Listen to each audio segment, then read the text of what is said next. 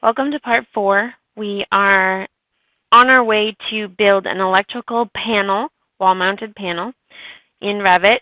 And we are at part 4 where we're going to look at three different detail items, which are, that is to say, symbols. I use a black symbol for panel boards, a white symbol for all other things such as, say, a lighting control panel or a disconnect or other things that aren't panel boards but like panel boards that go on a wall, and a hatched annotation which I used for distribution boards.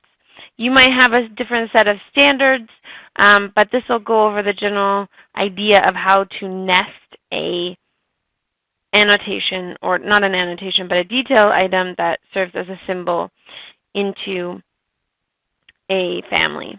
So I've already created my families. We'll go over very quickly the basics, but kind of going to rush through it. So it goes over the same principles as you use in 3D world. You use some reference planes and tied to it. So let's get started and I'll show you. To start your new one, you can go to the big blue R and go to New, Family, and since this is not an annotation family, this is actually a detail item. You can Google what the difference is between that. We'll do new detail item. I'm not going to do that because I've already created mine. And I have these two dimensions locked with padlocks. They define the width that the detail line goes from either side for when this is a recessed panel. And I want those locked because I want them always 4 inches. So you can draw your detail line and then lock the edges to those reference planes. So again, this line that I was just talking about is a detail line. You can just go to Create Detail Line for that. To create this region, we go to Create and then Filled Region, and you'll use Solid Fill Black. And just create a square. Remember to lock them. We'll do that in a minute. So let's look at my white panel annotation because I copied it from my black. So we go to Create, and this time we'll use Masking Region, click the square, and just like we did in 3D World, we want to lock the padlocks to all of the reference planes. Click Check. So now we have our masking region that defines the white symbol. And here we have the recessed line is hooked up to a parameter called recessed, just an on-off toggle. And this one we want to check to make sure is also hooked up to the recessed panel parameter. This is our hatched symbol that we have. It's created the same way as the other ones with a masking, like the masking region, only this one's a filled region with a hatch. So we'll be using that as well. So we have our 3 symbols and we're ready to nest them. So we have our white. We're going to load that into the project. We have part panel we created in the last episode. And then we're going to go get our black, load that into project as well to part panel. And then we're going to line this up with our reference planes. So we have the reference planes that define the insertion point. You can see them highlight blue as I hover over them. And just click down your mouse and you see these sliders. You can slide those until it highlights blue and lock the padlock. Same principle as always, keeping these aligned to the structure so that when we flex them, they all move together.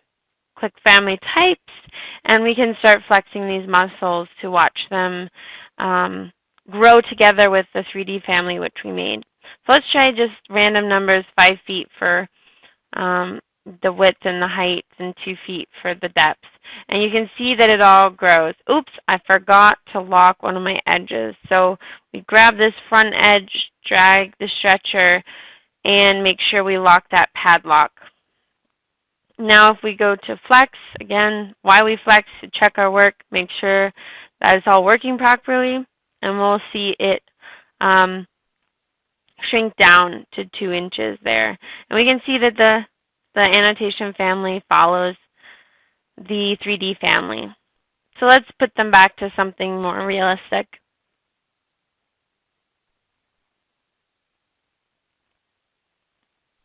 Now we have our panel family with the black the black detail item. Let's drag and drop the white detail item we had before and line it up just like we did with the black one. Again, we can make sure when you click you have annotation white panel. Slide till the padlock appears. Make sure you lock it.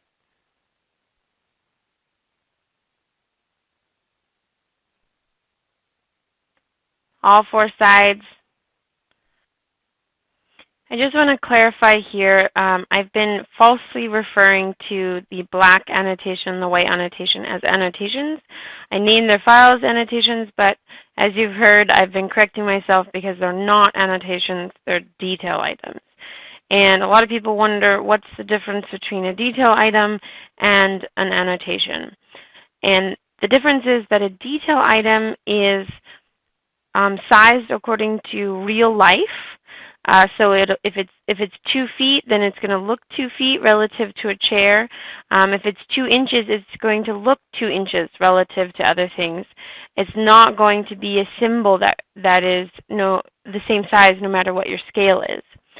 An annotation, on the other hand, like a receptacle symbol, is going to stay the same size no matter what your scale is. So when you print it out, a receptacle symbol is going to be the same size.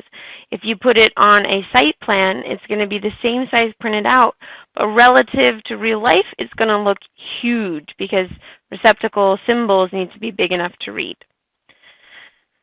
So just wanted to clarify that. So next we need to make sure that these detail items are tied to parameters for the visibility. So we'll go over here to visible, uncheck it because we want it default unchecked, and create a new parameter called white panel, and make sure it's an instance. Again, all nested items go to instance. And let's put it in the graphics category. So we had the white panel. Now on tab select and get the black panel and do the same thing. Make sure we go to visible, keep that on as a default, and add a parameter, and we'll call this black panel. Make sure it's an instance parameter. In this video that I was doing, I didn't make this under graphics. I left it under other. So later we're going to have to fix that in a later video. So when you nest families into another family, like we just did, we need to make sure that the recessed parameter, remember the recessed parameter we made for that little line? You have to hook that up to a new parameter and call it the same thing because it's nested. So we call this recessed, make it instance, put it under graphics. And we need to do the same for the white panel. So we'll tab select white, get recessed, and hook it up to a parameter, the same parameter, recessed. And that parameter, again, is just a yes-no checkbox.